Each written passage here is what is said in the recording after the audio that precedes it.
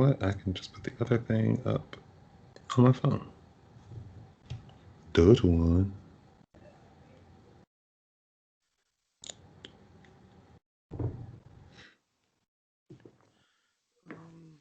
So I need to text my friend real quick. Sorry, volleyball drama. We're figuring out teams for our Monday league, and we can invite one more person. Either we can invite the newbie, or we can get somebody good. We have. So you're deciding if you want to be a good Samaritan or winners? I mean, it's. Well, I'm happy because my teams are disbanding for next season because it's 3 beginners, and they've already said like to the people like, "Oh, we're gonna play with our other friends next season." And I'm like, "Cool, I don't have to be that guy for that." So Matt, you're going pixelated again. Slightly. Yeah. Yeah, it was only like at the end of what you were saying. Yeah, no, it's just depending on whether we can. It's just it's not bad. Okay. All right, boys, you ready? Yep, I'm ready. Yep. All right, 3. Volleyball drama. I'm gonna continue because I was the last one speaking, and it'll sound weird if we pick up and it's somebody else already, and then we can go from there. Okay. Okay. Cool. Wait. And yeah, so once Sloopy hit the scaffold right there with Ace, he it kind of flashes back to again Boa Hancock showing the key and how she got the key. And again, we kind of said that her being beautiful, somebody probably just gave it to her. She demanded it or something, knowing that Luffy was most likely going to come. So Luffy's like, I have the key, just wait. And like he's like already talking to Ace, like I'm here to save you. I got the key. I'm going to take your handcuffs off. We're going to get out of here.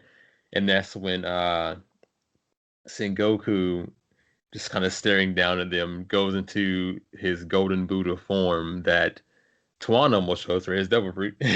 Yes. I mean, it's worth it. He can combat the Quake fruit, so... Yeah. And then actually with Boa getting the key, I think she might have got it at Impel Down. Like if she had a chance, like if she could go into Ace's cell and actually talk to him, she could have probably released him. I mean, I wouldn't see why she would not have the key at that point. Or on the way out.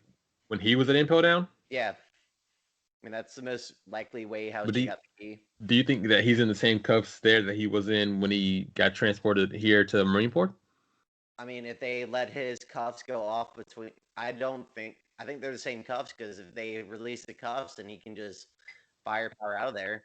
Yeah, I don't really see any reason to change the cuffs. It's not like he could have gotten out of them beforehand. So, I mean, it's just, undoing one of the chains that was holding him to the ground. That or just like having ankle cuffs to replace the handcuffs, but that just seems like more work than necessary. I mean, not from personal experience, but Matt's man likes to be shacked up. Gotcha. Yeah. But it was pretty cool because once he had the key and he was literally going to unlock the handcuffs, Kizaru, being the Kizaru that he is, was like, "Oh, can't let you do that!" And then like laser beam cuts the key in half. And that's also while Sengoku is getting Buddha form. Yep. Also, like, Kizaru has to be like a great marksman because he never misses. Honestly, he never misses. He might be better than Usopp. He never misses. That observation hockey is superb. He probably does have one of the best observation hockeys out of any of the Marines, out of any other admirals, because he never misses. I just want to put that out.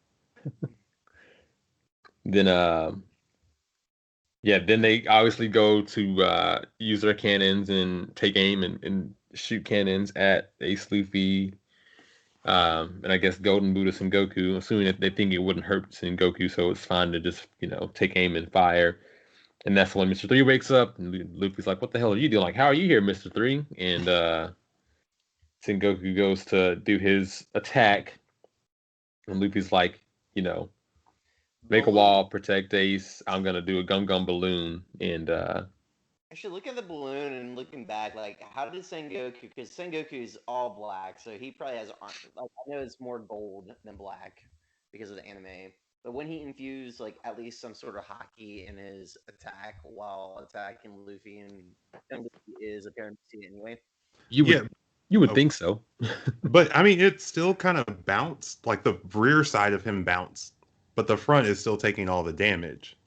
So it was like a balloon. If you press it on something, it's gonna push the rest of the air onto the other side. Just because he's getting hurt doesn't mean that air doesn't go somewhere else. Actually, I think he did use hockey in the attack because Luffy does cough up blood with Yeah, the hit. Luffy definitely took damage, and he definitely used hockey, but that's why it's just like it pushed the rest of the scaffolding down, so they just got knocked off. Yeah. Yep. Otherwise, only Luffy would have taken damage, and it would have just the scaffolding would have just been intact still. And then as they're falling, Mr. 3 goes to make the key. In the anime, it's hilarious because he. Were you about to say that, Matt? Oh no, I was gonna say one of the most probably beautiful animated scenes after when they released the handcuffs. Sorry, you do your anime, and I'll go. Okay, no worries. I was gonna say in the anime, it was kind of funny because Mr. 3 is like, I'm gonna make the key, and he makes like 15 different objects before he makes the key. And I wish I wrote down what all the different objects were, but like none of them were closely related to a key or were a key at all. He just was like making random things with his wax. That is right, because he's like just had him in the middle of his hand. He's like, yep. Still not a key. Like, do you not know how to make a key? He literally just woke up from like the dead of sleep and be like, "Oh yeah, we're falling. Make a key, by the way." Like he made the candle wall like it was nothing, so he was cognitive enough to make the wall, but he couldn't make a key. He was like making fish. You're also not following like whatever amount of height down with no security. Even though he's made of wax, like I don't know why he's worried about falling anyway. He's not Paramecia. So I mean, he's not Logia. He's Paramecia. So he makes wax. He's not wax. That's like Magellan. Okay. He makes poison, but he is not poison. Okay. Yeah. So also hockey, because magic. But then yes, as Matt was about to allude to, they got hit with the cannons. They said it goes kaboom, bunch of smoke, and then oh man, just Ace. Fire Fist like, Ace is loose. Just some like out of all the anime scenes, I love that. That's easily in the top 5 of my favorite anime scenes is when Ace is finally released from the sea prison stone cuffs. He just came up beautifully, just holding Luffy and like, you're such a dumb little brother, but thank you for saving me. Mm-hmm. And everyone's screaming, Ace! Ace! Rah, rah, rah. Just makes you smile. And they both get shot at, and like Luffy bullets bounce off of them. They go through Ace, so they're just going around kicking ass and taking names. Yeah, it was 2 brothers going around being badass, super powerful pirates. It was really cool to see. And you just That's like a couple scenes later, like after everybody's facial reaction of Ace being actually free, with him and Luffy standing side by side, his flames coming across. Oh my god, it's so iconic. And once again, it makes you smile before everything else happens. Gosh. So then, Aokiji comes in, Flame Mirror versus Pheasant Peak, or Pheasant Peck, wow. Fire versus Ice, no problem. Yeah, and everyone's talking about the teamwork of Luffy and Ace, which is we all would know as fans, highly due to them just growing up fighting each other anyway. So of course, even though they spent a few years apart, their teamwork would still be hand in hand, easily side by side combat. As same as if Goku and Vegeta fought together. Even though they rarely ever do it, when they do it, it's superb. Yeah, you said doo-doo.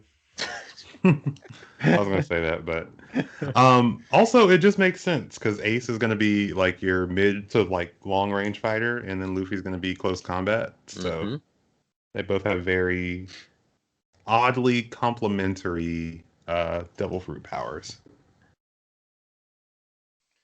It's just so weird. Like after like all that, like the steam coming out for Aokiji, the next one, like the next panel, like was a Doflamingo is like, yeah, war's over, they won, let him go, and yeah.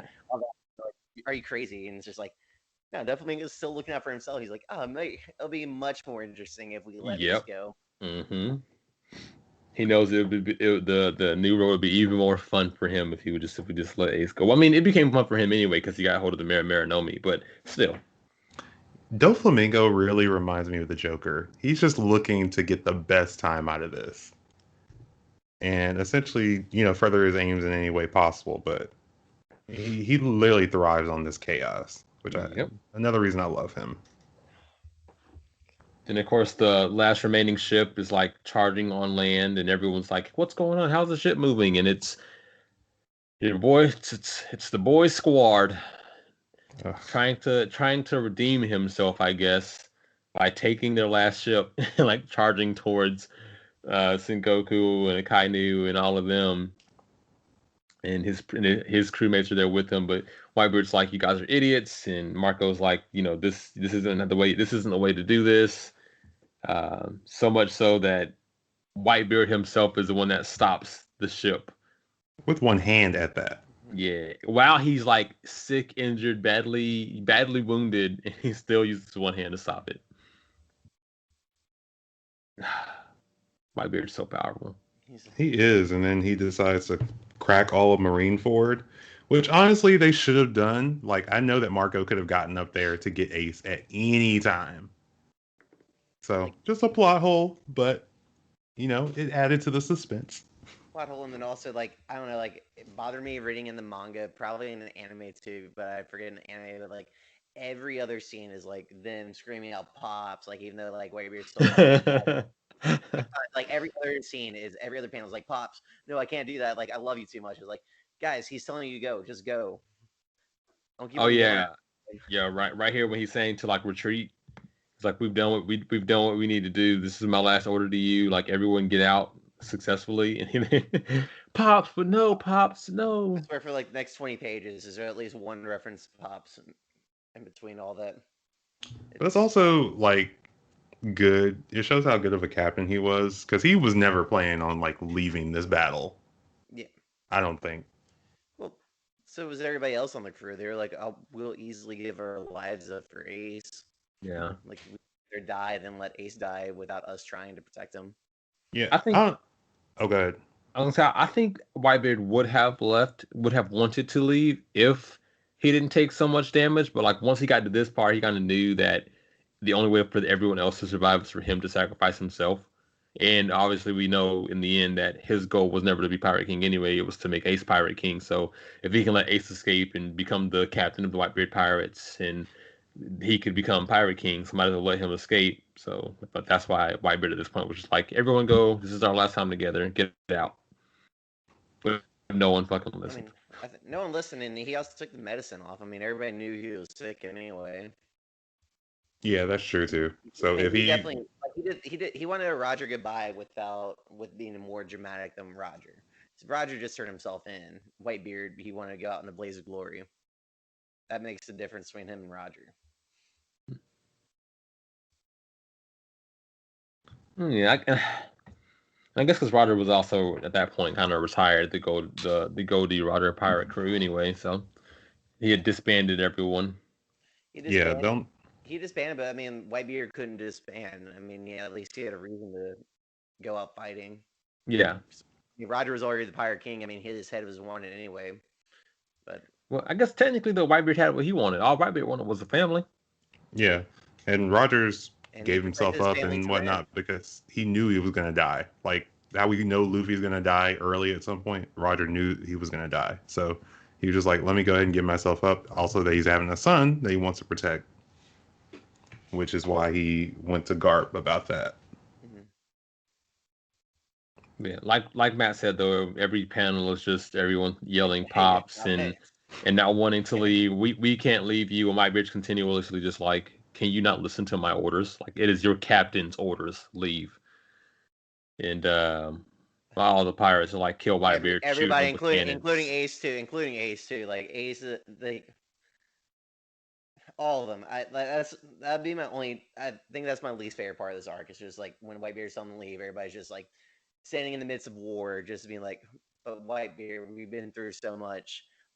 remember all the good times, and he's like, I know, sons, but just get out of here. I'd rather you keep on living than me sacrifice myself. And then sacrifice myself for your safety. And then it comes to Sengoku and Garp essentially saying that Whitebeard's going to take us all down with him. He's like, all of our lives in exchange for his life. And, ending of an era, coming into a new age, the Whitebeard, Age of Pirates.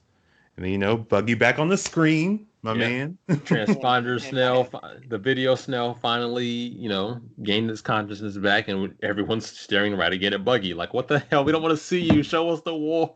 So, honestly, Buggy is kind of like the first, content creator of, One Piece. He would start social media. He was like Mark. He would be like everybody's first best friend. No, that was Tom. Tom. Yeah, Tom. I know what you meant. You meant Mark for Facebook, but Tom for MySpace. Yeah. Yeah. That's so funny. But he just literally knows what to say to get people on board, just like a content creator. So he's like the first social media mogul without social media. And all these guys are wasting time being like, "Oh, we gotta say thank you to Whitebeard before we leave." And man, do you not see that this whole island's about to come down? I know. I respect him as pops and everything. Like, yes, I love you, Whitebeard. But Captain's Order. I mean, I get back and forth, but it's 20 pages of pops. Here's the thing, right? When everyone decided that they were gonna leave and everyone was finally starting to escape, then you have Luffy yelling at Ace, going, "Ace, we have to leave. You can't let Whitebeard's sacrifice go to waste." And Ace's words are, "Don't worry, I won't." And then Ace literally lets Whitebeard's words go to waste by letting Akainu provoke him. And instead of escaping, like Whitebeard said, he was like, I can't let him talk bad about him like that. And it was so frustrating because you literally just got freed. Literally everybody here is putting their lives on the line for you. And then you're going to let, as lack of a better word, some shit talk rile you up like this. Hey, shit talk is just like the Back to the Future Part 2 where Biff calls what's Michael J. Scott's character calls them chickens, like, "Oh, so you're chicken, so you won't do this illegal deal?" It's like, buck. That's what Akainu does, essentially. It is. That's how he's a loser. Who's there? Don't talk to him like that. Akainu was literally that guy, guy that walked around just calling him a loser. And it was just but he only had to do it once. No, he's done it twice. Like he did to the squad, calling him. No, I'm saying to Ace, he only had to do that once. Yeah, to provoke Ace, it didn't take a lot. I mean, Ace did finally have his goodbye with Whitebeard. It was a really touching moment for them before it all ended. He bowed down to Whitebeard, thanked him for everything. Whitebeard was like, "Were you happy with me as your father?" And Ace was like, "Of course." Really touching, really sad for both of them. But then, he immediately let Akainu provoke him with the simplest words of, "You turn tail, you free Ace, and then you turn tail. You're a bunch of cowards." And just leave, Ace. You can fight him later. Just leave. Yeah, and that was what was so frustrating about it. Is you got one goal right now, GTF or GTFO. Yeah. But I know Ace, proclaimed that we're in a new era. The era's name is Whitebeard. And then he gets smacked down with that magma. Yeah, they're because they punched each other first, but Ace burned his hand, and everyone was like, "How did Ace get burned?" And the Akainu was like, "I'm magma. I'm hotter than you." Yeah, but what happened to Luffy? Because his Viver card fell out after that explosion. Yeah, so after their punch, Luffy fell down. I think he actually got a little wobbly, as well. Yeah, because Jinbei was saying, "Luffy, you reached your limit," so he dropped the VV card. Mm-hmm. He's like, "Oh no, Ace's VV card," and of course, when Akainu was like, "Oh, this is my perfect chance to take him out," which was crazy. Also, my Dragon's Son. My point right there was the fact, that literally right beside Luffy was Jinbei. So why is it that Ace jumped in front of and took this punch through the chest and through the organs instead of Jinbei just moving Luffy or Jinbei jumping in front of Luffy? Because as we know, when Jinbei gets punched later, he doesn't die from the punch, and I'm pretty sure it was the same intensity punch. So it's like right here, we also had Ace die for nothing. Like Jinbei easily could have grabbed because he's right there. He didn't dump. He didn't die for nothing. But I mean, he saved his little brother. But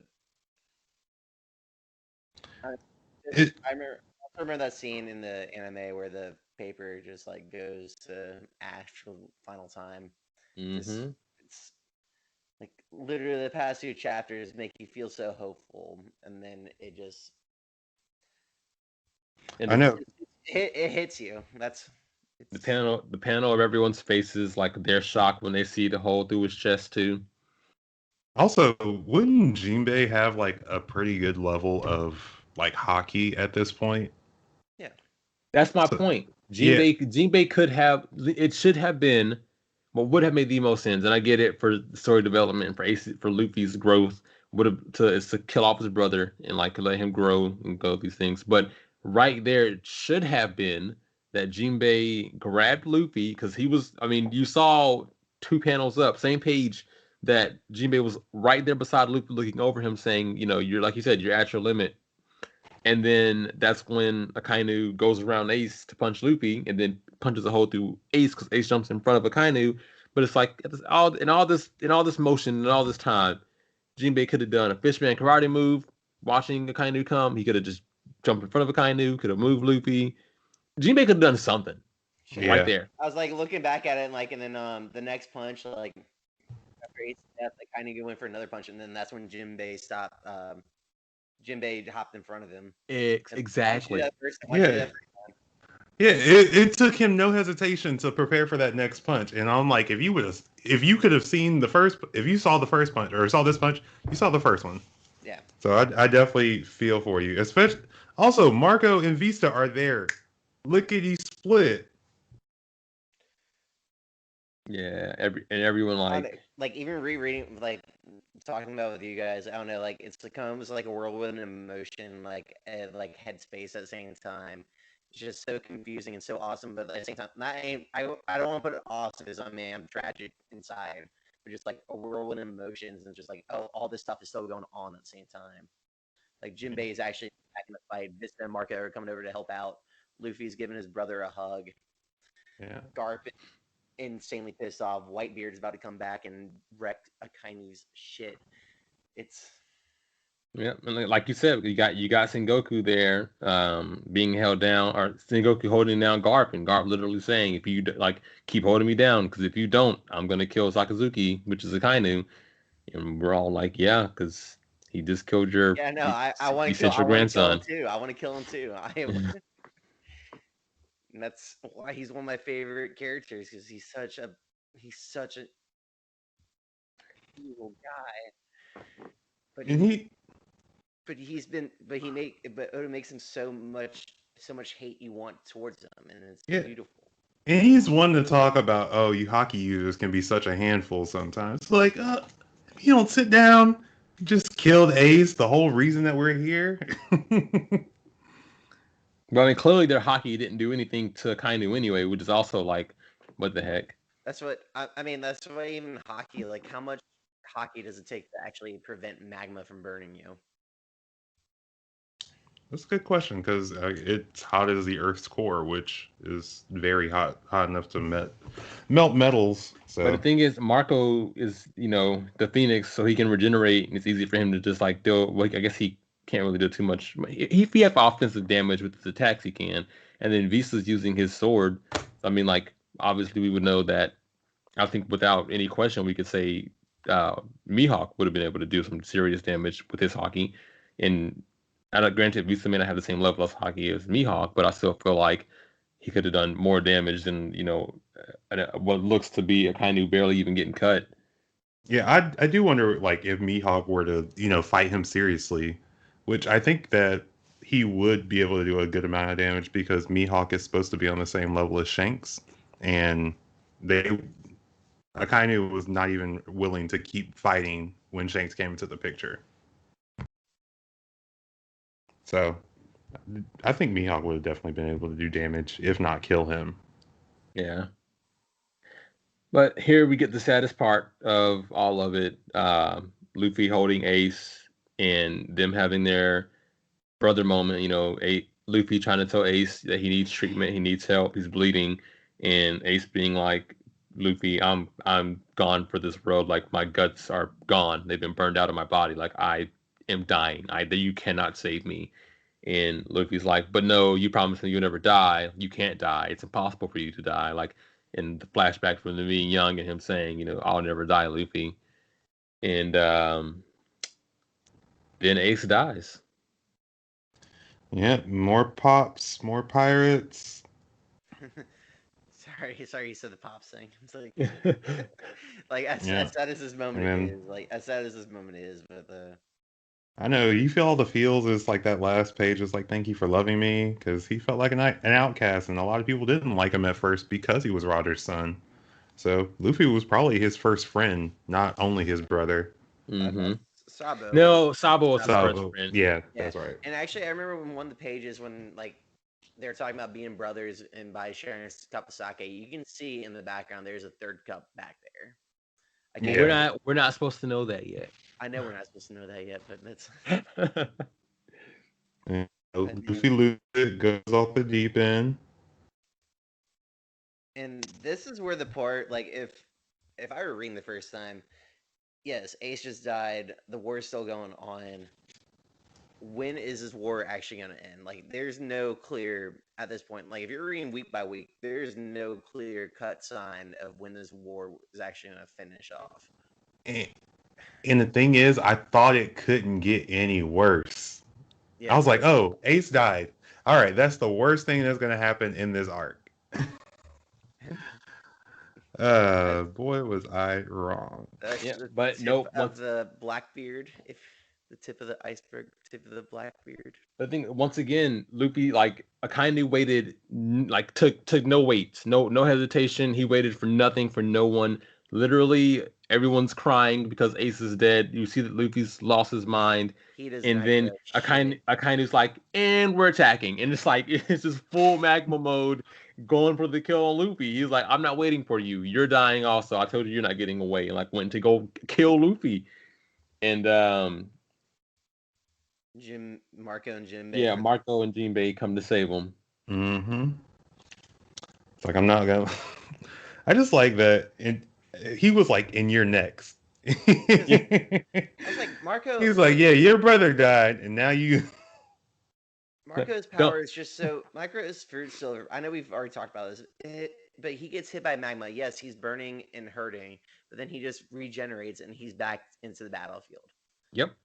Stupid overpowered, like whatever. I just saw him get hit by the fist that killed Ace, and yes, it probably hurt him. He was crying a little bit, but guess what? He just regenerates and back in the fight, back in the commander thinking, since he's he's the next in charge. Yeah, Akainu was ending bloodlines. He was out for blood and to take out the bloodline of anybody. Yeah, anybody who was against the Marines, your bloodline's done. We're killing everyone. Of absolute justice. No holds bar. But then out of nowhere, our boy Whitebeard with that earthquake infused blow to the dome, which should have freaking killed Akainu. Should have killed him, or at least done like. He came from behind too. He RKO'd him out of nowhere. That's. Was it no? But hit him with that fist and then that strong arm. I remember the scene in anime. Like Akainu's body was halfway standing up and halfway on the ground, and his face quaked right in the freaking mouth. It was. Yeah. It should have done more to Akainu long term than it didn't. That would have Akainu right back to Whitebeard. This is the most gruesome scene, I think, aside from him killing Ace. Was it when Whitebeard or when Akainu took off like a quarter of his face? Yep. Because I definitely was not prepared for that. Because I watched it the first time around. And I was like, whoa! I did not remember half of his face getting cut off or punched off. But In the anime, I remember it was a little bit of a chunk, but not as much chunk as the manga. That's like his eye, his part of his beard were gone. And then Whitebeard just wrecking house on everything. yep, creating that big chasm so they can get away for sure, making sure that the Marines can't catch them. And make sure, yeah, cut him off from the Marines. Because I also think like Whitebeard knew that the next person we see in the background is coming. Because I mean, everybody's yelling the pop sing again and be like, "Okay, guys, it's time to retreat. I'm here with the Navy. Nobody else. Everybody get out here safely. We've already suffered too many casualties." And then when we thought people couldn't get any bigger, Yep. this guy from not Whitebeard, Blackbeard's crew comes in from behind Like, the Marineford. What is that big shadow? What is that big shadow behind the Navy headquarters? Like, oops, dang it, I didn't mean to get spotted. It's like, you're taller than Navy headquarters. How are you not gonna get spotted? Also, I understand you not seeing him, but like I feel like he has to. I mean, I guess there's a lot going on around there, but I feel like the sound of his feet just with the So water. yeah, I feel like you would have heard it. that was another part for me was how in the world did the Blackbeard pirates just sneak in? When you have a dude known as they call him the warship, and he is like that big, a little bit smaller than Little Lords Jr. And like how do you not see him coming from a distance? No matter who you are, someone had to have seen him.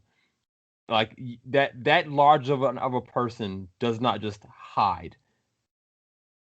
Like even with all the explosions going on, even with everything happening, because everyone saw, even when everything was going on, and everyone still saw Little Orange Jr. walking up. Yeah, I mean, like with, but he came I from mean, the front. he could have unconspicuously had his steps at the same time as Whitebeard was doing his earthquakes, doing his shakes. So you wouldn't even hear him because you think that's Whitebeard's power. But Also, Piper didn't do that many earthquakes. I mean, it'd be too convenient of that many earthquakes. yeah. Also, random thought, would Little Orange Jr. or the warship would like if they had devil fruits, would they still be able to walk in the ocean, or would it just make them so weak that they would just drown, like and fall over? But like they're not technically swimming. They're not swimming, but I think it's the same thing like when like Luffy can go into like ankle, shin deep water kind of thing. Like he Okay. can go in water and not feel weakness or feel a little drained, but he's not gonna like pass out and drown in like a foot of water. It's always so different too with how they do these devil fruit users. Like anytime Luffy hits the water, he just immediately sinks straight down and like is drinking all the water and drowning himself. But there are other devil fruit users sometimes where they'll have them go in the water and then they'll pop up at the top of the water and be like someone like Buggy, for example. I'm pretty sure at one point when Buggy was in the water, he just jumped out of the water and was like, "Someone save me! I can't swim!" and like kept going up and down. While Luffy, the moment Luffy hits the water, he's just going straight down. He's already Which is swallowing. crazy because rubber. He has a water full of lungs. He's like, I can't breathe. It's like no shit. But yeah, like, and also you guys are talking about that big quake that Whitebeard did, essentially causing that chasm between him and everyone else to get them all to escape. Our Akainu fell, and as we all know, should have died right then and right there, because he was falling into the water and into the ocean. But no, it takes us somewhere else. It takes us, like you guys were saying, to Blackbeard's guy behind Marineford, and Dofi loving every minute of this.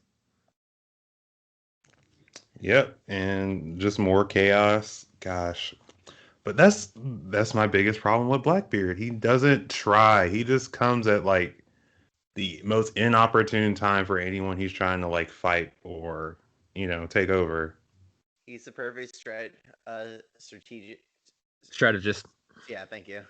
I got you. I don't even know if it's that because it's a waiting game for him. It always is. It's like, oh, everyone else has fought and done all the hard work. All right, I'll come in now. That's the strategy. The strategy is to know that everyone's about to fight and it's going to get super intense, and then you just wait until everyone's almost dead. Like you saw, that's what he said to Whitebeard. He was like, "Don't you die on me just yet." Like, Yeah, no, essentially, like I'm gonna be the one to kill you, and you can't stop me now because you have half your head is gone, and you have 2 holes in your chest. So good luck beating me.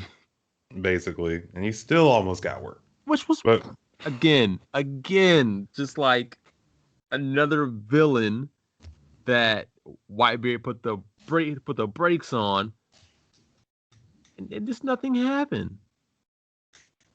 so what do you think saved Blackbeard / Teach in that moment? Because I don't think that his hockey is great.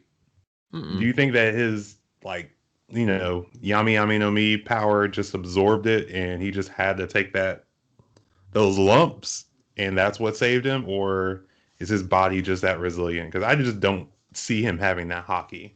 I think his body's just that resilient because because Whitebeard, they always say or Blackbeard, they say his body is weird anyways, different, and that's why he can do the devil fruits that he has now and whatnot. But in every fight we talked about before, every fight he gets in, he just gets beat the hell beat out of him.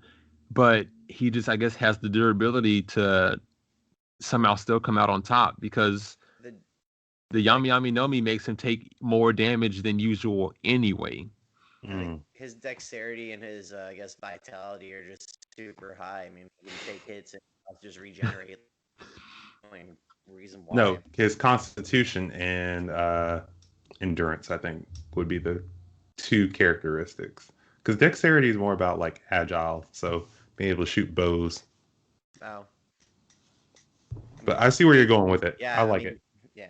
I like the thought process. But either we get introduced to Blackbeard's crew, the level 6 jailers he let out of Impel Down. The most not really infamous, but the biggest one that Sengoku had questions for was obviously the chief jailer of Impel Down, Shiryu of the Sand, of Rain, Sand, of the Rain. To which he was kind of like, "What's going on? Where's Magellan? What happened?" And that's when we get the backstory of kind of like that they all essentially kicked, almost kicked Magellan's ass, probably on deathbed, and that Shiryu is joining Blackbeard's crew and wants to see where it goes. I wouldn't say they didn't kick Magellan's ass. They just Shiryu, he saved them from getting killed by Magellan. Yeah, he had their antidote, and it's like, oh well, thank you for helping me escape level 6. So I'm gonna save your lives. I could let you still die here, but Blackbeard's like, nah, I kind of trust you, dude, since I freed you and all. Then I love that the first gates of justice opening for Luffy and them when everybody's proclaimed Buggy as the Lord and Savior. It was just really because of what's a mime dude's name? Lafitte. No. Yeah, Lafitte. Yeah, Lafitte. When Lafitte is like, oh yeah, I hypnotized a dude so he would open any battleship, and that's how they got there. But it was like, well, they opened it once before we got there, so. And then, even with, and, but the next panel I think goes into, like Matt was actually saying to one, another showing that Teach is actually a really good strategist, because he did say that his whole thing for capturing Ace was to get to be a warlord, and his whole reason to become a warlord was so that he could have eyes off of him, so he could sneak into Impel Down to get an actual strong crew. So he planned all of this, so he is a legit strategist. I mean, and I think we should know that just because he waited so long for the Yami Yami no Mi. So yeah, that's true. He knows what he's doing. He knows what he's doing. Also, he didn't really have a crew other than that one guy. The hypnotist guy. He also had Jesus Burgess. Yes, those are pretty much the only 2 that he had before Impel Down. And the sniper. Yeah, I think he also had the sniper. Yeah. So he was his is like the most comparable to Luffy's crew as far as like they're very close knit and even there's only like a dozen people. Yeah, they have the same amount of members. I think there's like an unknown ninth, 10th member of the crew that he has no one's seen yet for Blackbeard, if I'm not mistaken. And it's not Kuzan. So I think there's like one person that no one's seen yet that's supposed to be on his crew. And it could be another person from level 6 because as it states here, like all the level 6 prisoners, well, most of them escaped because as we all know, Blackbeard had them all essentially kill each other in their cages before he let anybody out. But he only took these handful with him, so other level 6 prisoners and pirates are out in the world doing whatever. Wait, like, I thought they had like a battle royale. They did. So he made everyone fight in their cages, and then he took the winners of those people. But he only took these 6, and the rest I think didn't join them. I don't think everyone that escaped joined him. Like I'm pretty sure at one point they say that there are more just kind of escaped that aren't accounted for, that aren't the ones that are dead in the cells. I kept saying cages. I meant cells. Essentially cages. I mean, same difference. Yeah, yeah. And then of course Marco and them are all like, "Oh yeah, we're about to go back and kick Blackbeard's ass," but Whitebeard is again like, "No, stay out of this." Teaches the way, and then yelling at Teach, I'll never call you son. You murdered someone, and now you're gonna die." And that's like we said when they start fighting, and you see Blackbeard's abilities. Yeah, he's like, "Oh, Black Vortex, your abilities have no use on me." And he's like, "That's fine. I got this blade for you." Slicey dice. He did not care. He's like, "Oh, you forgot about this, didn't you?" He forgot about that, and then he still did an earthquake on him. But then it was like when he was getting attacked in the face, he said, "Stop, Pops. I'm your son, right? You're not really gonna kill me." And it's like, well, he literally said, like, "I'm not. You're not one of my sons. You're the only one I don't consider a son." Yep. I didn't understand that, but at the same time, I guess Blackbeard tried to get inside his head for one last time. Absolutely. And this again is that part where we're just like, why doesn't, like, how was Blackbeard so resilient? Because he did take that blade to the shoulder and chest, and like, even though it hurt him, that didn't deal like apparently too much damage to him. And then while he was caught off guard, Whitebeard grabbed him by the face, was squeezing his face, and hit him with his earthquake powers, and none of that really did Blackbeard in. Yeah, because he pretty much. I mean, I think that might go into his like Logia power. He's using that to like reknit that muscle. I know it's caused by hockey, but it still gives him a lot better resilience than most, even though he absorbs damage. So I think that might come into the well, not the hockey, but the devil fruit that he has. I don't know. I honestly don't think his devil fruit helps him with anything like that. But we'll learn more about that as we learn more about Blackbeard in the hopefully very soon to be future. I think we'll get Blackbeard somewhere in Elbaf or right after Elbaf, which is going to be after Wano, but that's not what we're talking about today. But then you get everyone attacking Blackbeard. Let's see, everyone's shooting him except for Doc Q, who has his scythe. Doc Q's in there. Yeah. He's stabbing. Yeah, Doc Q has his scythe. Shiryu has his sword, and Katarina Devon has a spear. Yeah, and it looks like the king. It looks like he has a cannon for an arm or something. Yeah, that's what I was seeing too. But we also don't know much about their powers or abilities currently, so I know we find out a little bit more later on. I think right here, none of them had any. Like, yeah, none of them were using their devil fruits. So they have to be pretty. I feel like to be on level 6, they have to have some amount of hockey control to be that dangerous. Not always, because Crocodile didn't have hockey control. Not that we know of, at least. Yeah, true. Good point. I mean, Jinbei should have it, but he hasn't expressed it at the point. I think he did a little bit when he was fighting the Kainu in this. Yeah, I think that was enough to at least distract Akainu enough to, I think but then of course, after all those shots and stabs to the body, Whitebeard's life flashes before his eyes. We get a flashback of him talking to Roger, and Roger telling him that they changed his name from Goldie Roger to Gold Roger to take D out, and asking if Whitebeard wants to know the truth. And Whitebeard with some very famous lines, still talking after all of that, and telling Teach, "You're not him.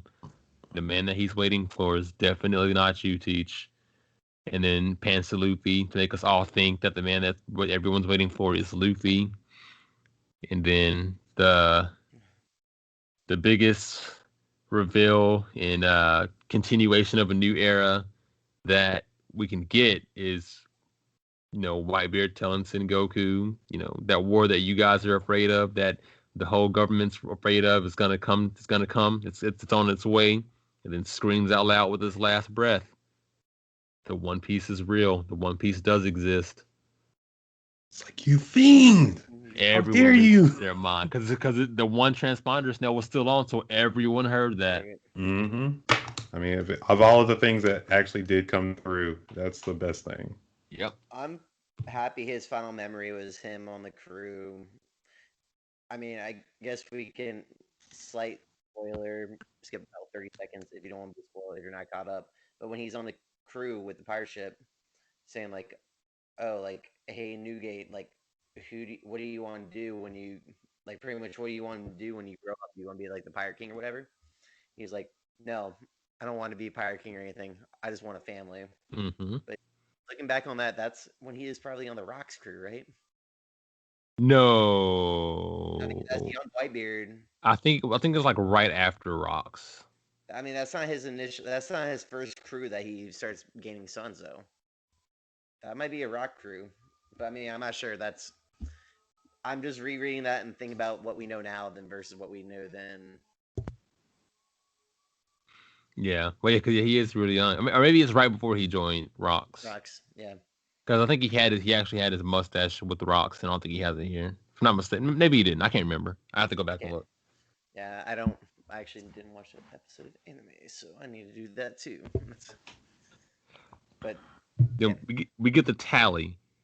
Whitebeard never fell, even though he died standing up with half his face gone, struck by 152 bullets, suffering 267 sword wounds and 46 cannon blasts, and not a single warrior or coward's wound, so a scratch on his back. He took it all up front, in the face, in the chest, and died standing. I mean, that's a man you can like idolize, honestly. Like I really enjoyed Whitebeard. We only got him for about 30 chapters, like to really learn about him. And I really enjoyed every part of it, honestly. And it's one of the few characters where each chapter by chapter you grow to love him even more. Like at first you're like, "Oh, like who's this guy? Yeah, he's an emperor, whatever. He can't be that good of a guy, or he's probably just some badass dude that's gonna wreck everything." Which he does turn out, but he's a very sympathetical person to actually relate to. You're just a giant badass on top of it. That's Yeah, I will say that he falls into like the good pirate category, which we didn't know. I mean, we kind of should have figured, but just because he's a pirate, we automatically assume. I don't know. I felt like I automatically assumed that he was kind of a bad guy. But seeing Ace and being that dedicated, I should have thought better of him. But he really was just a good guy. When him and Shanks like clash swords against each other, you're like, oh, he must be a bad. Even though like yes, he's going after Ace, but it's like, oh, you're also trying to fight our boy Shanks. We don't get to see Shanks too often in the series. But they fought and then they drank about it. So that seems like what happens. It's like one of those friendly sparring matches. Yep. But then, Blackbeard back up to his angst. Yep. The world's celebrating right now. Except Rayleigh. Rayleigh's crying because his friend is now dead, which was, Also a very sweet moment to see Rayleigh tear up. Yeah. But also, just another just nonsense thing that right here when all of this was going down, not a single Marine jumped in. Not a single Marine was like, "Oh, Teach is a traitor. Teach is doing this, and like Teach is against us. So let's also attack Whitebeard, or at least attack the escaped prisoners of Impel Down." They just let all of this happen. They just let like everything Sengoku go. and Garp were just like, "No, we're good. We'll let this happen." Akainu's supposed to be dead, quote unquote, or gone. But I mean, Aokiji, Kizaru, they're all right there or in the area, and they're all just like, "Nah, we're not gonna care about this part right here. We're gonna worry more about stopping Luffy, who is unconscious and severely injured, and a very young pirate, instead of stopping escaped level 6 prisoners in Blackbeard." Exactly. So it's That's the same thing when the Navy let Blackbeard do whatever he wanted. Like he was supposed to report to the Navy headquarters and help fight Whitebeard, but he instead was like, "No, I'm going to impel down instead. I'm just going to take one of your Navy ships." Like you can't do that. It's like I'm a Shishibai. Goodbye. Shibukai. Shishibukai. But yeah, yeah. I'm a warlord at sea. I can do whatever I want. But that's then that's when we get into the extra messed up part when after Drop the curtain. Drop the curtain. Blackbeard's gonna make his magic. Even his crew's like, "Oh, if he pulls this off, this is gonna be one sight to see." But Shiri was like, "If he fails, do we disband?" Yeah, like, if this doesn't work, what do we do? It's like, I mean, he makes a good point. Also, Shiryu is like pretty self-sufficient, so he's like, if it doesn't work out, I guess we'll just part ways. And then Buggy running away. It's like, where are you going? Like, I can't do this anymore. But Bucky is so smart. He's also getting out of there. He's like, I ain't got time for this. Y'all realize that this man could kill me, right? I was only alive because I knew Whitebeard. Mm-hmm. But then we get, and I know I was just talking about why didn't the Marines interfere, but then you see them finally try to interfere once Blackbeard's under the tarp of Whitebeard, and then, Luffy's like, "Don't move," or like, "Stay where you are," and everyone listened. I mean, I guess he can hypnotize everyone, but or at least a handful of people, but still, no one attacking that was kind of crazy. And then we do get to see, you know, what Aokiji was up to. He decided to just freeze the bay so no one's ships can get out. Instead of stopping Whitebeard or Blackbeard in level 6 prisoners, he could do both. But whatever. Maybe I guess Aokiji and Blackbeard had some kind of understanding before this. No way. There's no way. There's no But- way. There's no way. So why? I was just thinking like Aokiji was thinking, what's a bigger threat in the very far future? Is it Luffy or is it Blackbeard? And the long term answer would be Luffy. If Would the it? story, Are you mean, sure? I mean, As big, the son of the Revolutionary Army, the person who's gonna be the future Pirate King. Yes, like he has a bigger threat. He has a bigger threat in the far future than the close future. Close future, yeah, Teach, get rid of them. But No. Teach also has a very dangerous. Even before they knew he could take. Akainu's on the opposite side of the trench anyway. Like he's on the pirate side of the trench. But Aokiji can easily jump that. yeah, I he mean, can make it. He can make ice bridge. Aokiji went from sitting on the I don't know ground. what Kizaru's doing right now. What's in Kizaru the doing? Just air. watching Blackbeard murder Whitebeard right in front of his eyes. Kizaru's being Kizaru. He's being lazy. Yeah. And then, but yeah, so Aokiji freezes the bay, and then boom, out of the earth pops up Captain Magma. Yeah, who but Akainu, and I mean, beaten and bloody, but somehow he was able to use his magma to tunnel under the earth and pop out right in front of Not on Jinbei the and Earth, Luffy. under the ice. So he didn't melt all the ice, but he Well, melted. Earth and I. Wait, no, right. This part they're on the Earth because remember he fell down. He was on the land Oh of. yeah, that's right. Yeah, he tunneled through the Earth and then popped up in front of them on the Earth, and everyone was just like, how? And of course, he's still only calling Luffy Dragon's son, hand over Dragon's son, and once again, Jinbei has decided to protect Luffy with his life, and he tells Akainu that, and everyone works together to get Luffy to the bay, even though everything is frozen. And that's right. We see Blackbeard come from under the tarp. And what's the very first thing he does? Well, the first thing is black hole, so suck everybody in, and then he shows everyone that he got a second devil fruit. He uses the earthquake. Less than 100 chapters before this, they're like, oh yeah, if you consume 2 devil fruits, you're a dead person. You're a dead man.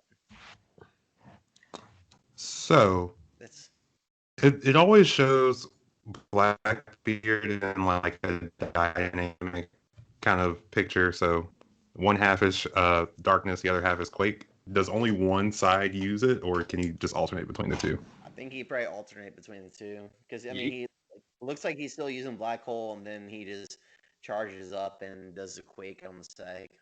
Yeah. I think we only see the one half light, one half dark when he wants to show off both powers at the same time. Yeah, okay, because I'm seeing him hit with the left hand, and then I'm seeing the darkness with the left hand, and like 2 panels later. Okay, cool. Man, he's just causing pure chaos at this point.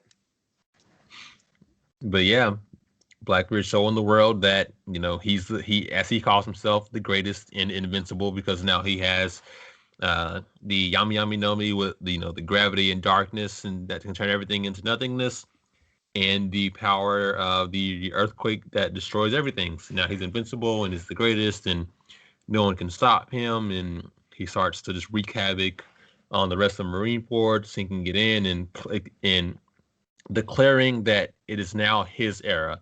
The Blackbeard era has begun. It was 4 chapters ago where Ace was alive and springing and fighting to try and escape, and now him, Whitebeard, and now Blackbeard him and Whitebeard are dead, and Blackbeard is now taking over this war. And I don't know, the feeling I have is just like demise. Like how are we gonna get out of this situation? Luffy's unconscious. How is this ever gonna? When is this war gonna end? When is anything like this? It doesn't seem like it's ever gonna stop. To be honest.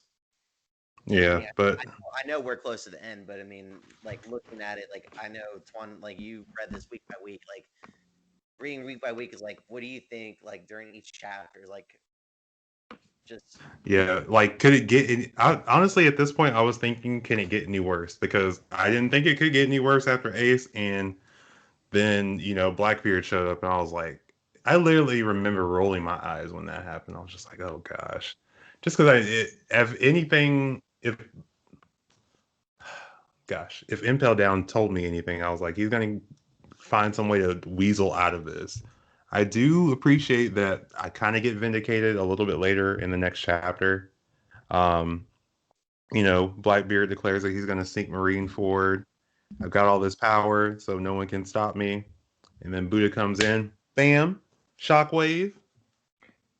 Even though he waited until exactly all this stuff happened to use it. If he did this when they were still fighting, Sengoku could have been the one to kill Whitebeard, and then also have stopped Blackbeard all at once. But instead, he waited until Blackbeard and crew killed Whitebeard, and until Whitebeard went under the tarp, or Blackbeard went under the tarp and stole the devil fruit. He didn't know he was going to steal the devil fruit, but he still waited until all this stuff happened before he made his move. Also, he could have stopped Blackbeard when he was under that tarp, because clearly no one on his crew could do anything. No, I think was it Sengoku was holding Garp back, because if he didn't hold Garp back, Akainu. But that had already happened. That was right after. No, that already happened. But I mean, that's a while ago. But Matt, or Whitebeard. Let me finish. Here, no, he was holding him down. He was holding him down until he knew Garp was passed out, pretty much, and so then he couldn't do anything, and then all this other stuff happened. And then because if he released Garp would just went up to Kizaru, or not Kizaru, but Akainu, and just wrecked him. Right. But so sure Garp was done, and after all that happened, that's when he's like, "Oh, Blackbeard's done all this. Now it's my turn to move." We don't see that Garp is down, so I don't think that's what he waited for. Garp is not Garp is not up right now either. But what when he released him was most likely when everyone thought Akainu was dead by falling into the crevice that Whitebeard made, and that was before Blackbeard showed up. So once Akainu was supposedly dead by falling into this crevice, obviously Garp's not going to be like, let me go chase him down this hole, and at that point, I believe even Garp has observation hockey enough to know that Akainu is still alive. Even if he did, looking from the future out, not at the moment in, but even if he did assume that he was that Akainu somehow survived, all Akainu did, or all Sengoku did, was hold down Garp. He didn't knock out Garp. Garp's not unconscious. He didn't knock him out. He just held him down.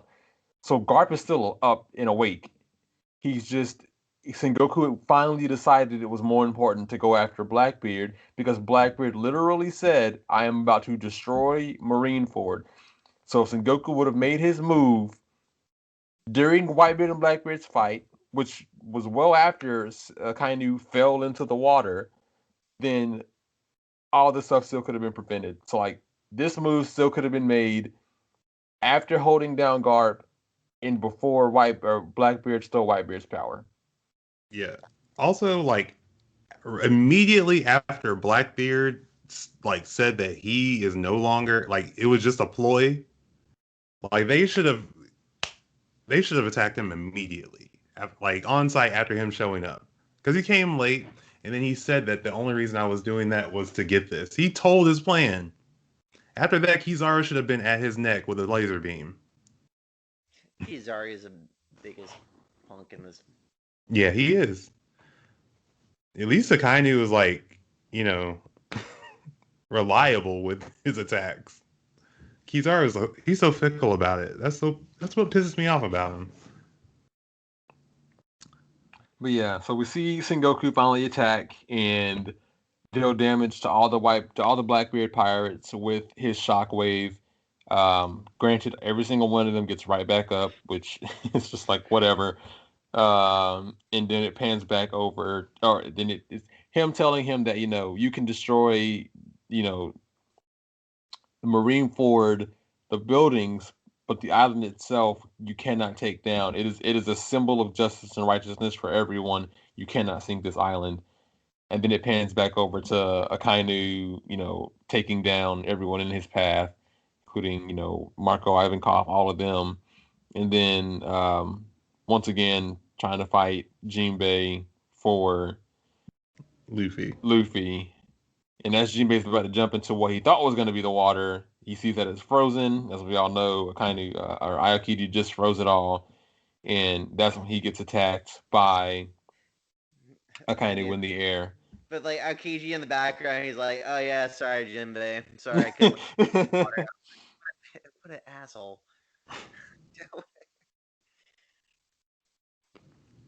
I know it's not funny, but at the same time, it's kind of Aokiji's like, "Oh yeah, sorry, Jinbei, I couldn't let you just jump in the water." And this is how Luffy gets his permanent X mark scar on his chest. Is Akainu punches through Jinbei and deals damage to Luffy. Jinbei's trying to wipe it off too. And then who but our boy Crocodile to come and try to save the day once again. So weird. Crocodile. I didn't realize how much Crocodile did in this war. If you want to protect something, do it right. If it wasn't for Crocodile, Ace would have been killed the first time. And then again, right here, Luffy and Jinbei would have been killed, but Crocodile came through. Crocodile honestly has a very good devil fruit. That sand has been hella useful.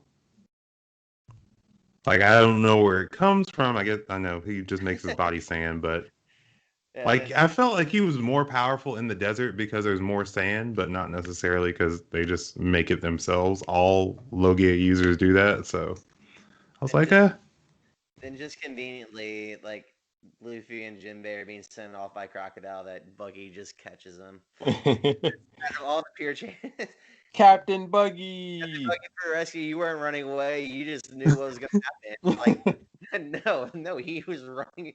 He told you guys, I'm running away. Like, wait, you're dead. Like, this is crazy. I'm out of here. And then they're like, oh no, you just knew. You're just trying to help out Straw Hat. I love that everybody that like knows Buggy knows that they can just take advantage of him. Even Luffy knows it. Yep. Yeah, like what was it? The treasure guy on Sky Island, Buggy, and then fell down. That's when he was like, "Oh, like I'll help you get to level 2 if you give me that little treasure on your arm." Guess what? He's like, "Yeah, sure, take this treasure. I'll get more later." Did we get a pretty cool panel of every single one of the commanders and Crocodile standing in front of Akainu and kind of being like, are y'all really ready to die for this kid? And them all being like, yeah, he's got boundless determination and power. He protected Ace. Ace protected him. Whitebeard acknowledged him. So we're gonna send him off to the new era. It's his era now. And they all fight. And out of nowhere, Law submarine comes out of the water. Out of nowhere too, like nobody, no hints or anything, just. Mm-mm. And then this just shows that Law pre-planned a bunch of what he wanted to do in the New World. Probably at like the archipelago, like when him, Kid, and Luffy were all outside and saw the powers. Like, I think we can do this if all this works out kind of well. And then Buggy just drops him into Law's submarine. Yeah. Which is, But you did make a good point. You did make a good point right there, Matt, where you were kind of like that Law maybe if I already had a strategy in mind because he did straight up say that like, no, I'm not his friend, and we're probably going to become enemies in the future, but it wouldn't be fun if he died right now. So like, Law definitely had plans. Yeah, I mean, I honestly can't see Law working with anyone else just because of how particular he is. And the only reason they put Luffy in his alliance was just because they knew that he was just going to throw it off and not pay it any mind and just treat him as a I friend. don't think he knew that. It's just the rest of the world perceives Luffy as this like terrible bad guy, like No, just like an evil pirate that just goes and wrecks everything. He's like even the papers after Alabasta is like, oh, Straw Hat Luffy comes and wrecks Alabasta, beats up Crocodile. Like they never say that Crocodile actually like tried to overrun this thing. Like, oh yeah, like they had a major battle and the bigger, badder pirate won in this situation. And that's Straw Hat Luffy. Straw yeah, Hat Luffy tore onto the government and won. Like they didn't get the back meaning that he had faced CP9 and like CP and the government was trying to get over, trying to get Pluton. Like to the rest of the world, Luffy's this bad pirate, like this evil, conniving pirate that's just there just to wreck stuff. What we know is that he's a loving person that just wants to help people out. Like I wouldn't say help people out. He just wants to do whatever he wants and just go on adventures. yeah. Oh, I was saying like it was like I can't see Law like if I look at all the supernovas, I really can't see him working with anyone other than Luffy. But he has you know a set plan for what Luffy is going to help him achieve, and then Luffy just always deviates from his plan, which I think is just for comic relief. But I was just saying like no other supernova would work as well with Law as Luffy would. Maybe a poo. I'll say maybe Capone. I mean Capone. I think Bonnie could be a solid alliance partner. Capone, as we know, is a headhunter. So he wouldn't be a good for an alliance unless your alliance was literally to kill someone stronger and then like bounce immediately, like it was for Big Mom. Like if you have about Slight spoiler for anybody who's not caught up on the part yet. Well, I mean, we already did a spoiler with him, with you guys talking about Luffy and Law doing an alliance. Yeah, that's true. But they Capone, you got about got about a day of being in alliance with him. You got about a day. Yeah, you got about 10 hours to escape the island with them, yeah, and then you're on your own. Then you gotta get out of there. He gonna kill you. You gotta get out of there. But honestly, I think Luffy Bonnie alliance would be pretty cool to see, just because I think they have somewhat similar personalities. So it'd be interesting to see them clash. And They then would eat all the food. They would.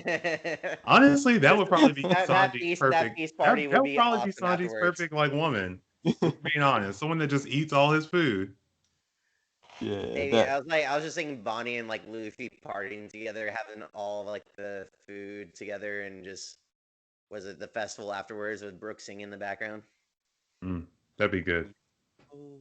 That's what I'm hoping for next is a Bonnie appearance because we haven't really seen much of her, and she's never in the alliance when we do see her. So that's what I'm wishing for. More Bonnie in One Piece. All right, well let's finish this out, boys. We're almost at the end. So Luffy gets tossed onto Law's sub, and Law's because like I'm a doctor. Just give him and Jinbei to me so I can save them. And Buggy gives Law both of them, and the battles continue on land with Blackbeard and Sengoku and them, and then obviously Marco and the Whitebeard commanders versus Akainu. Again, we don't see really Kizaru doing anything. Even and Whitebeard even does another earthquake move that shakes all of Marineford in the ocean around them. And he's like, I can't control the power too well yet. So it's gonna take me a little bit. And he's just Kobe, he's just there to cause chaos. That's all he's there for. It sounded like he said Cosmeos. He did. He said Cosmeos. Mass chaos. Mass chaos. I no. No, it was just funny because it kind of got pixelated there. So it was like, did the computer do that? But then we get a panel to Kobe and it's like revealing to us Kobe's incredible color of observation and the type of observation Aki that Kobe has, where he sees people in certain colors and like he's like, all the voices that are in my head are disappearing one by one. And that's letting us know that Kobe has the observation Aki of seeing everyone and hearing everyone essentially and everyone dying. That's what the disappearing is everyone dying. And Kobe can't take it anymore. So as everyone is continuing to fight, Kobe just jumps out in front of Akainu and is like, "We have to end this. You have to stop this war." And unfortunately, unfortunately for him, Akainu didn't give a shit. It was like, if you're weak and you can't take this, you deserve to die too. And once again, is about to take out no more Marines. Take out another Marine. And that's when our boy Shanks appears. Again, out of nowhere. How did no one see Shanks coming? But Shanks out of nowhere blocks Akainu, and Kobe passes out, and Shanks congratulates Kobe, and it's like, for better or for worse, those few seconds of your courage just influence the fate of the world. And then we see Kizaru trying to attack Law and them in the water, and Ben Beckman points his gun at him and is like, "Don't move." And my favorite line of Kizaru is currently, "Ooh, Ben the Beckman."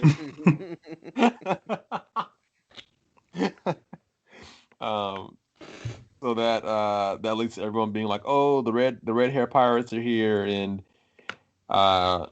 Shanks telling everyone, "I'm here to put an end to this war."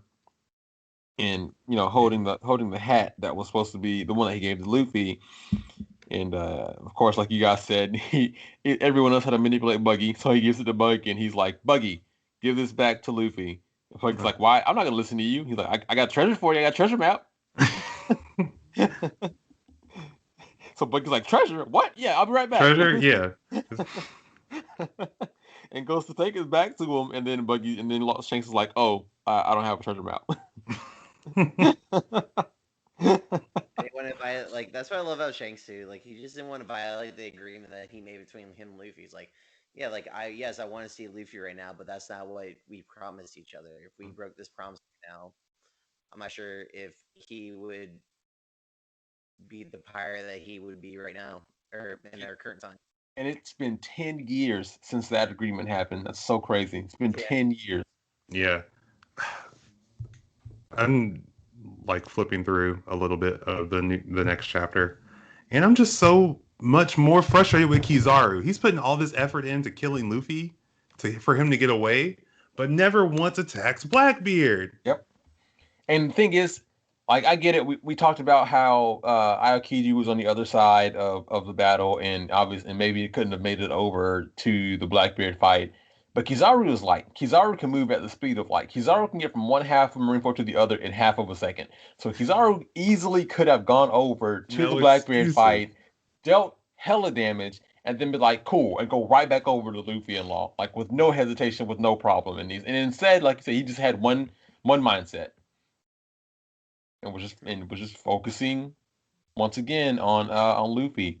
But even with that, Aokiji surprisingly was the one who didn't stop, and he did Ice Age again, and the ice was getting really close to freezing Law's submarine, but they escaped. And in that escape, I guess Ben Beckman was distracted because Kizaru once again went to do his Sacred Jewel attack, and Ben Beckman just kind of had to watch it happen. And somehow Law and the submarine, they dodged all of that in the water. And all three, it's a nice panel with all three admirals. You know, if they're still alive after all of that, you know, we have to give up. Just say they got lucky. Like it's just their fate to live if that's the case. I respect that. Then good old Boa Hancock. Boa Hancock just get out there. It's like, I gotta go meet up with my love. And she literally just took. I gotta go to my boo. Yeah, and she literally just took a marine ship and just started sailing. No questions asked. Because she had told them, you know, tell headquarters that I, one of the Shishibikai, will chase after Straw Hat Luffy. I'm gonna go detain him. Knowing we all know damn well that's not the case. She's like, tell them that's what I'm gonna go do. I'm gonna go get him. And took a battleship and turned everyone on the ship to stone. And just went to go save Luffy by herself. And then Buggy just gets more notoriety because he's yelling at Shanks. Yeah. He's like, Captain Buggy, we'll follow you forever. He's yelling at another emperor. It's like, there's nothing this man can't do. Yep. There's nothing Captain Buggy can't do. He's the greatest. This man does not miss. Hashtag the greatest to ever do it. Buggy the Clown. But then Mihawk leaves because he's like, you know, I agreed to fight Whitebeard, but I never agreed to fight Shanks. And we all, I think at this point, we all should know that they were rivals and essentially friends. They were rivals and fought all the time until Shanks lost his arm, and then they stopped fighting because Mihawk was like, you aren't the same person anymore. Gosh, and that's been, what, 10 years? Yeah, 10 years. And then Shanks is like, anybody who wants, you know, this war is over, but if you want to keep fighting, then come on, fight us. And also, what do you say about that Blackbeard? Blackbeard's like, it isn't time yet, Shanks. Also, can we talk about how unsanitary it is for that guy to have that monkey's hand in his mouth? I'm just saying. I don't know.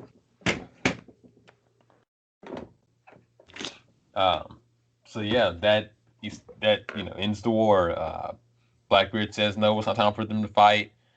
Sengoku gets out of his golden Buddha form, turns back to normal, and it's just like, you know, we're done. The war is over, and Shanks is like, let me handle the funeral for Ace and Whitebeard. Like, give me their bodies and let me handle this. Such a crazy way for this crazy war to end, especially after Ace death and Blackbeard coming in. I mean, the right way to end this was for Shanks to somehow, which we still don't know how he came in. Like, I mean, there's been many theories of how he travels so fast, but that's also their theories too. But it's just such a great arc. It's like it literally gave the perfect amount of like roller coaster ups and downs.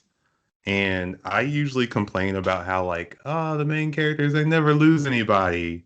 And honestly, it was like, yeah, the good guys are going to lose this time. And he made sure. And he made it like a very prevalent loss. Like, it's something that moved the story forward more than I think anything else has done throughout the whole One Piece series almost.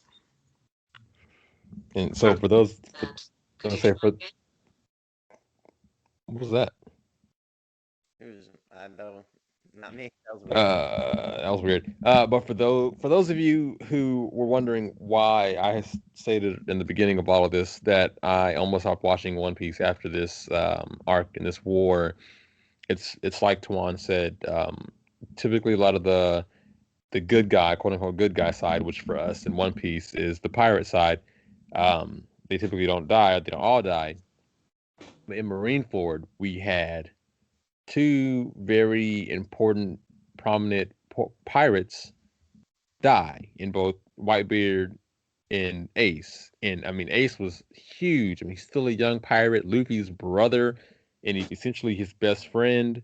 And at the same time, it just seemed so easy for the Marines to take out so many people.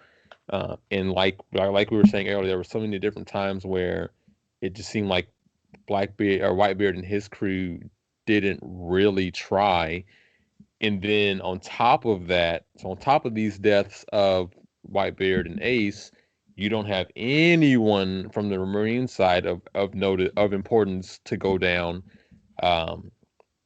Even with all the damage that Whitebeard did and should have done to Akainu, Akainu walked out of this slightly beaten up, but just fine.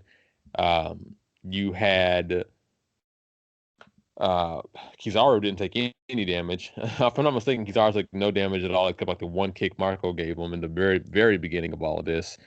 Same with Aokiji. I think the only damage he took Aokiji took 3 hits. If not, he took Whitebeard's hit, he took Juzo's hit, and he took Marco's hit.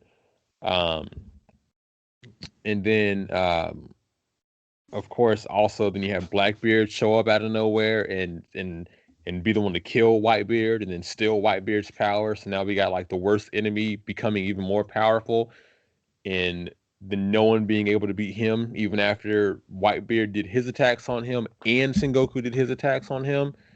So just all of that to me just really annoyed me, that all of these pirates that were good, and I guess Whitebeard's era was over, but Ace could have had so much more story to him, but was killed off. And in all of that, we also just unfortunately had to see Blackbeard get stronger, and not only get stronger because of the power that he stole from Whitebeard somehow, which we still have to figure out how that works. I'm pretty sure it involves the knife he has, but until we actually know, we won't know. But then also just his level 6 prisoners that are now part of his crew, which just immediately made him even more powerful of a crew. So all those things going down, and just them showing us how truly evil Akainu is, really just I don't want to say evil, but just how, because he thinks he's right in his justice, but so I think he is like lawful evil. So he follows the law, but it's so corrupt that it is evil at the core of it. So yeah, because he was killing his own Marines. Mm-hmm.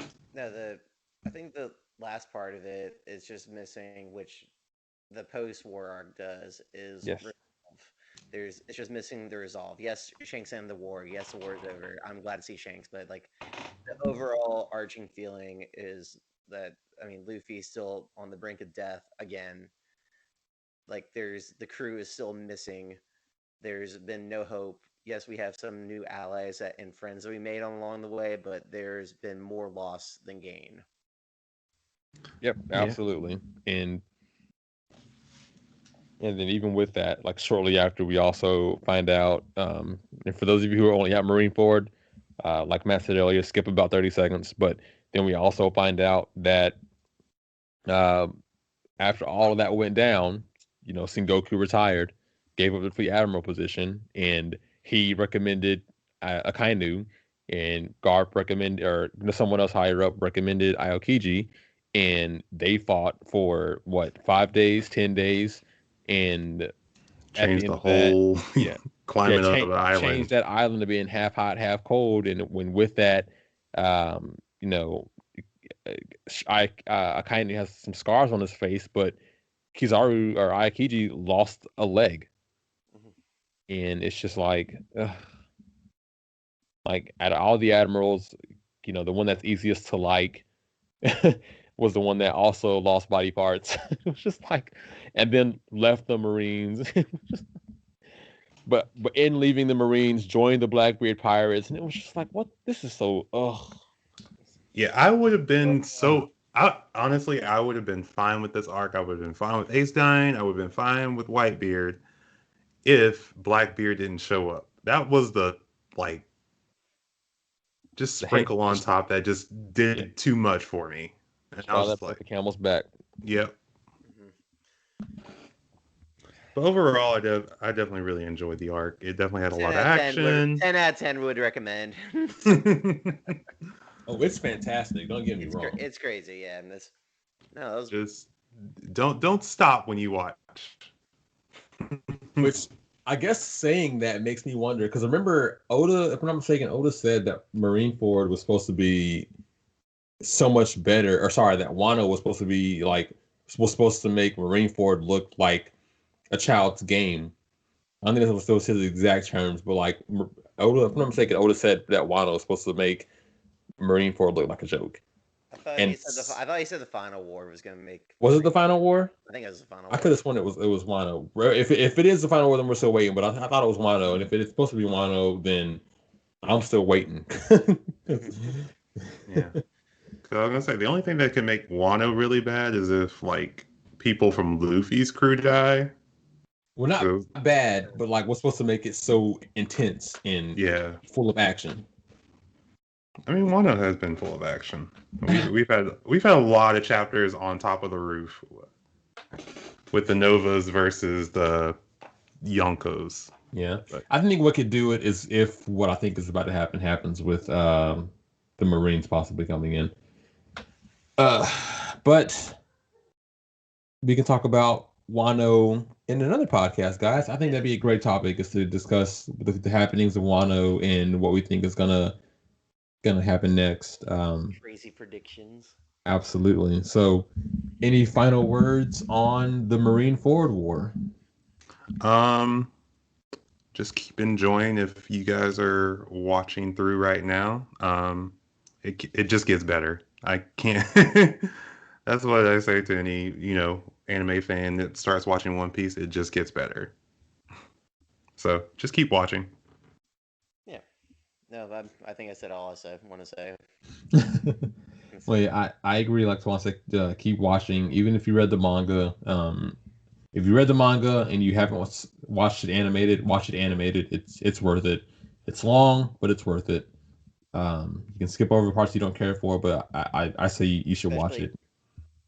Especially, or at least last 10 episodes when they rescue Ace. Mm-hmm. Yeah. If you just. If you want to skip, if you watch anything, it's watch when Ace gets released. When you find out Mr. 3 was the person upstairs. Yes. They didn't really what we discussed. They didn't really discuss how did he actually get up there. The anime does explain it. Mm-hmm. Yeah, like Matt said, I would do that. If you don't care to watch all of it, at least watch from Ace being released through to the end. When all the really, really, really big stuff happens, that's all totally worth it. So. I think those are our final words on the Marineford War. Great art, great war, fantastic job by Oda. Hats off to all the wonderful work that he's done so far. But